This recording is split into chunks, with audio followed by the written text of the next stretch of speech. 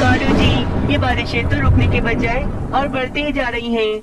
हमने तो भोजन भी जमा नहीं किया। मुझे बहुत तेज भूख लग रही है। जाए ना, आप जाकर मेरे लिए भोजन तो लेकर आ जाएं।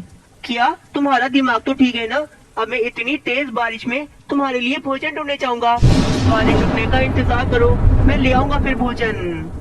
ना भाई ना, बारिश तो न जाने कब रुकेगी। मुझे अभी भोजन ला कर दो।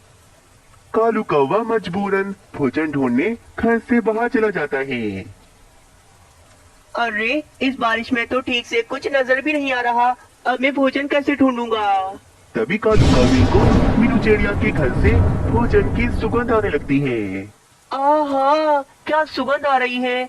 ये सुगंध तो मीनू चिड़िया के घर से आ रही है। कालू कौवा भोजन के लालच में मीनू चिड़िया के घर पर चला जाता है। वाह भाई वाह, अकेले अकेले पकोड़े खा जा रहे हैं। वो अकेली कहाँ से? मेरे साथ ये मानो चिड़ा भी तो है। यार मीनू चिड़िया, मैं तुम्हें क्या बताऊं। मैं तुम्हारे पास बहुत ज्यादा परेशान होकर आया हूँ। पता है, मेरे घर में तो जरा सा भोजन नहीं। मैं और रानी तो बारिश रुकने तक भूख बर्दाश्त कर लेंगे, पर मेरी माँ का क्या? वो तो बहुत ज्यादा बीमार हैं। उन्हें तो भोजन खिलाना ही होगा मुझे। हाँ तो कालू कौवे, बादल भाई का संदेश तो कब का आ गया था? तो तुम्हें अपनी माँ के लिए भोजन ढूंढ लेना चाहिए था। गलती हो गई मुझसे मीनू चिड़िया।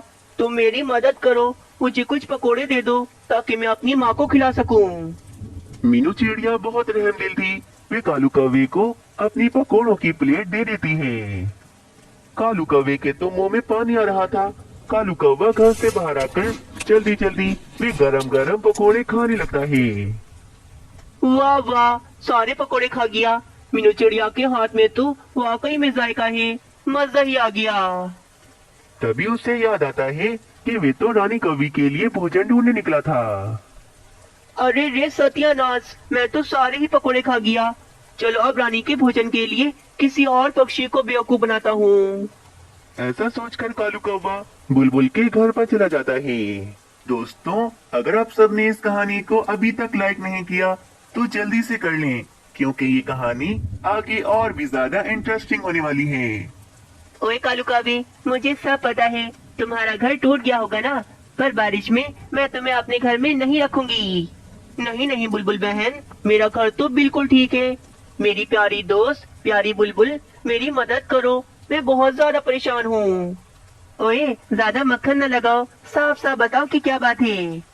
बुलबुल, इस बारिश में अचानक से मेरी बूढ़ी माँ जी मेरे घर पर आ गई, और पता है, खाने के लिए घर में जरा सा भी भोजन नहीं। मुझे भोजन दे दो ताकि मैं अपनी माँ को भोजन खिला सकूं। बुलबुल ने खिचड़ी बनाई थी, तो वे कालू कौवे की माँ का सुनकर अपनी खिचड़ी कालू कौवे को दे देती है। कालू कौवा वे खिचड़ी लेकर पेड़ के नीचे आकर बैठ जाता है। कितनी अच्छी सुगंध आ रही है इस खिचड़ी में से। अगर घर लेकर जाऊंगा तो सारी खिचड़ी रानी खा जाएगी। चलो पहले मैं इसे थोड़ा सा चख लेता हूँ, फिर घर ले जाऊंगा। कालू कौवा खिचड़ी चखने के चक्कर में सारी खिचड़ी देखते ही देखते खा जाता है। वाह भाई, इस खिचड़ी में भी बहुत जायका था। खाकर मजा आ गया। पर मैं अब रानी के लिए क्या लेकर जाऊंगा?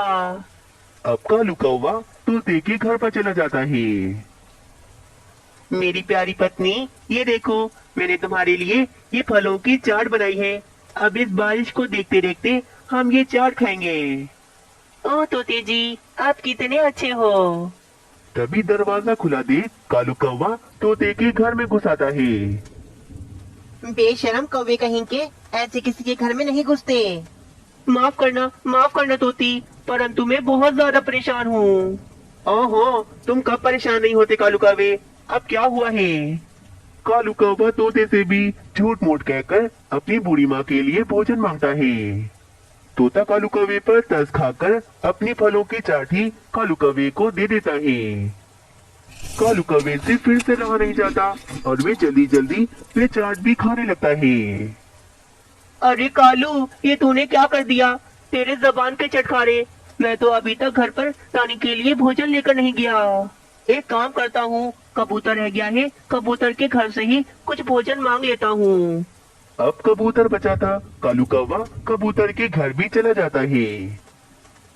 और कबूतर के घर पर आकर उससे भी अपनी माँ का झूठ मूठ कहकर उससे भोजन मांगता है। कबूतर जी, मैं आपके लिए दूसरे पुलाव बना दूंगी। कालू कौवे की माँ जी तो पहली बार हमारे जंगल में आई हैं। वे तो हमारी मेहमान हैं। हाँ कालू कौवे, कोई बात नहीं, ये पुलाव तुम ले जाओ अपनी माँ के लिए। अब आखिरकार कालू कौवा भी गरम गरम पिलाव लेकर अपने घर में आ ही जाता है। अरे वाह कालू जी, गरम गरम पिलाओ, खाने का तो मजा ही आ जाएगा। वैसे इतनी देर कैसे लग गई आपको? अरे ये सब छोड़ो ना रानी, तुम बस ये गरम गरम पिलाओ खाओ। एक बात कहूँ, मैंने भी कुछ नहीं खाया, मैं भी बहुत सारा भूखा हूँ। हाँ तो कालू जी, आज हम मिलकर खाते हैं पिलाओ। फिर कालू कौवा और रानी कौवी मिलकर वे गरम गरम पिलाव खाने लगते हैं। प्यारे दोस्तों, अगर आप सबको ये कहानी पसंद आई तो इस वीडियो को अभी लाइक करें और चैनल को सब्सक्राइब कर लें।